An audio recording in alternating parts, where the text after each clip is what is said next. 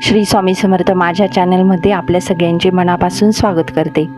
आज दिनांक बुधवार 22 एप्रिल 2026 रोजी नवरात्र घटस्थापना नृसिंह नवरात्र। नृसिंह हा भगवान विष्णूंच्या दशावतारांमधील चौथा अवतार आहे। नृसिंहाचे नवरात्र वैशाख शुद्ध षष्ठी ते चतुर्दशी असे साजरे केले जाते।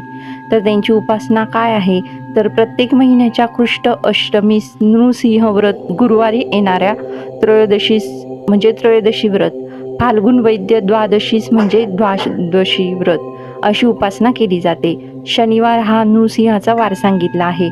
पंचमुखी हनुमान स्तोत्रात पूर्वेकडे वानरमुख व दक्षिणेकडे नृसिंहमुख असे म्हटले जाते। अत्युग्रे तेजो ज्वलंतम भीषणम भयनाशनम असे या मुखाचे वर्णन आहे। पश्चिमेकडील मुख गरुडाचे असून उत्तरेकडील मुख भगवान वराहांचे आहे। पाचवे मुख हयानन म्हणजे घोड्यांचे तुंबरू स्वरूपातील आहे। या पंचमुखी हनुमान स्वरूपात भगवंताचे 2 अवतार आहेत व 3 अवतार भक्त स्वरूपात आहेत। म्हणून हनुमंताची पूजा उपासनेने नृसिंहाची पूजा उपासना आपसुकच घडते। या ठिकाणी भक्त आणि भगवान एके ठिकाणी आहेत असा हा हनुमंतांचा अवतार आहे। आता नृसिंहाची पूजा कशी करायची ते बघूया। मूर्ती स्नान घालावे, नंतर पंचामृत पंचगव्य आदीने स्नान घालावे, मग कुंकुम चंदन केशर यांचे लेपन करावे। मालती केवडा अशोक चाफा बकुळ तुळस आदी फुलांनी पूजा करावी। मग तूप साखर तांदूळ जव आदींच्या खिरीचा नैवेद्य दाखवावा।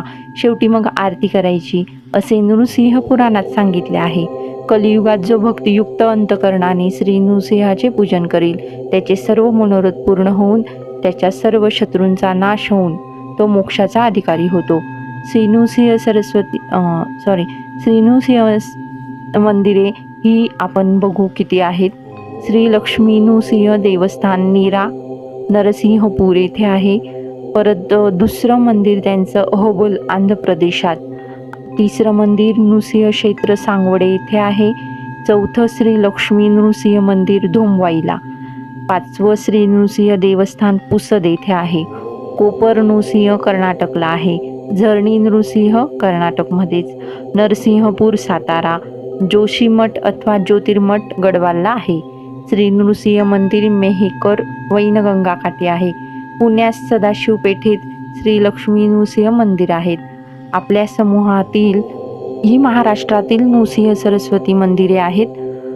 त्यानंतर मग त्यांचे व्रत कसे करायचे, नरसिंह चतुर्दशीचे व्रत कसे करायचे ते बघूया आपण।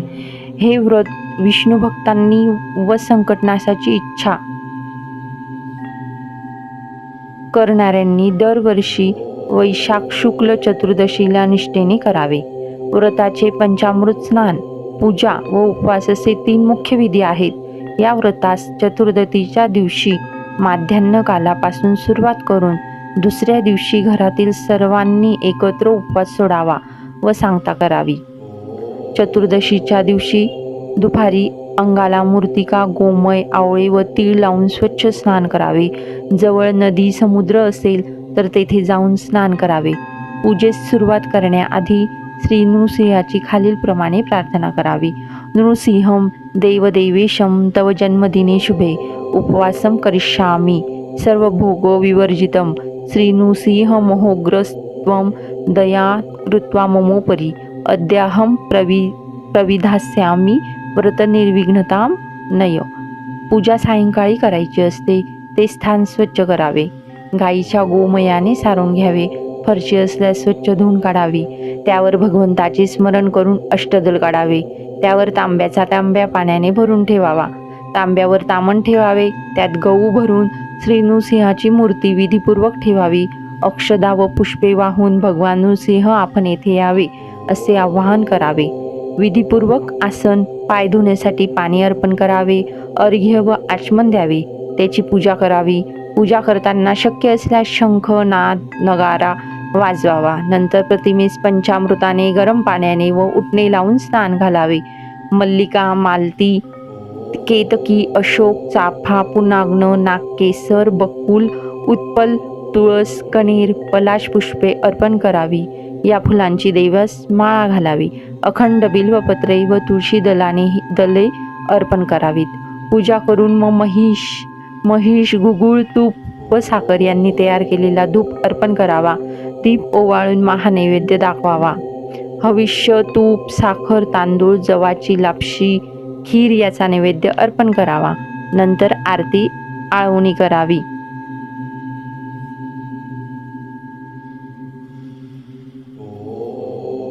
प्रदक्षिणा घालावी. भगवंताचे स्तोत्र म्हणावे. मूर्ती नसल्यास फोटोची पूजा करावी. चतुर्दशीच्या दिवशी रात्री जागरण करायचं. नृसिंह पुराणातील कथा श्रवण करावी.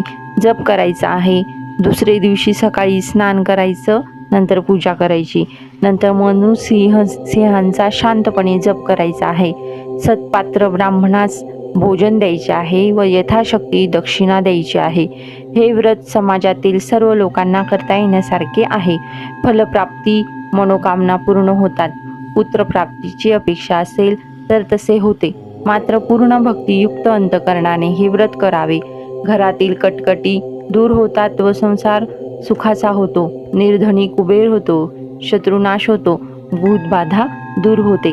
आता नृसिंह गायत्री मंत्र आपण बघणार आहोत. तो कसा आहे?